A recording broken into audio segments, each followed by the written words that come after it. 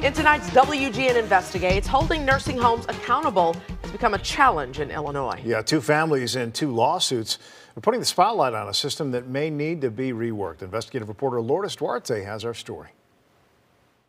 Well, many families, and you may be one of them, make the difficult choice of turning to a nursing home facility to care for their parents or grandparents. It's a big industry with even bigger challenges. The women you're about to meet say they are simply trying to hold facilities accountable, but the law is allowing owners to walk away. And this is my mom here. Such a joy. She was so proud. Dolores Brown died nearly 3 years ago. She was a lovely, lovely lady. But for her daughter Cherise, the bond they built will never break. We did everything together. We were like sisters. You never see her without a smile, no matter what's going on. She was just so loving. Cherise still gets emotional when she talks about her mother. It's not just the pain of her passing that hurts, but what happened in the weeks before her death. Very frustrated, I'm very angry because you trust the facility to take care of your mom. Dolores lived at this property in Bronzeville, where she was treated for diabetes and a stroke. She was doing well at first, but everything changed in 2020 when she broke her leg in a fall. And it was so bad. Weeks after the injury, things got even worse. Dolores developed an infected bed sore that upset even the doctor treating her at a local hospital. He said he was going to report this. He said, this is abuse, you know. Despite all that, Cherise wasn't ready for what came next.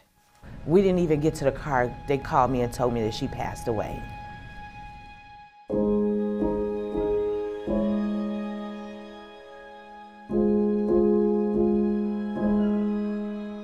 It's been tough to deal with the loss, but she doesn't want her mother's case to be forgotten. She's now suing the company that owned the facility, claiming it failed to protect Dolores and properly train its staff, which led to the fall and her injuries.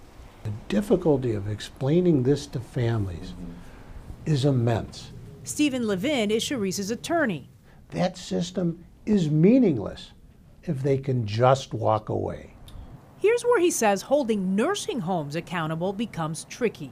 After Dolores died, the Bronzeville facility was sold, and the former owners claim they have no money or insurance to settle Cherise's claim. It's shocking. They should not allow homes to be transferred unless the person transferring the home is going to remain financially responsible for the harm that they caused. This is not the only case like this. Meet Lori Levin. Her mother died in 2022. She suffered a skull fracture while being transferred from her bed at a Buffalo Grove facility. It's obviously very upsetting. She was the second of 3 people that were dropped at that facility that month. She also tried to file a lawsuit claiming her mother died from a fall because of the facility's gross negligence and repeated failures to train staff. But like Cherise, the case went nowhere. That facility is now also owned by a new company. In fact, records show it has changed ownership 4 times in the last 10 years. To sell the facility so that you get to escape responsibility is not what the laws in the state of Illinois were meant to be. WGN Investigates looked at data from the Illinois Department of Public Health. We found that in the last 2 years, 105 Illinois nursing facilities have changed ownership. And to allow this to go on just circumvenes the entire intent of the act. That's exactly what's happening. Springfield is beginning to hear about it. Attorneys sent this letter to state lawmakers in hopes of amending the Nursing Home Care Act. They want to stop owners from transferring a facility license if they can't prove they're financially viable and able to pay claims that occurred on their watch. Until there are changes, though, families worry that nursing facilities will always have an easy way out. I don't want any other person to suffer like this. Attorneys for the nursing facilities did not respond to our request for comment. We did hear from the Healthcare Council of Illinois.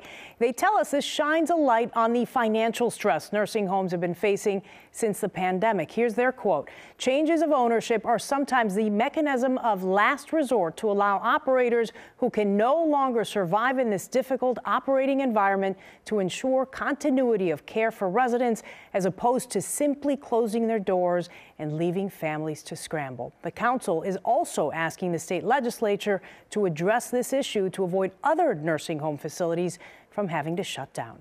I'm Lourdes Duarte, WGN Investigates.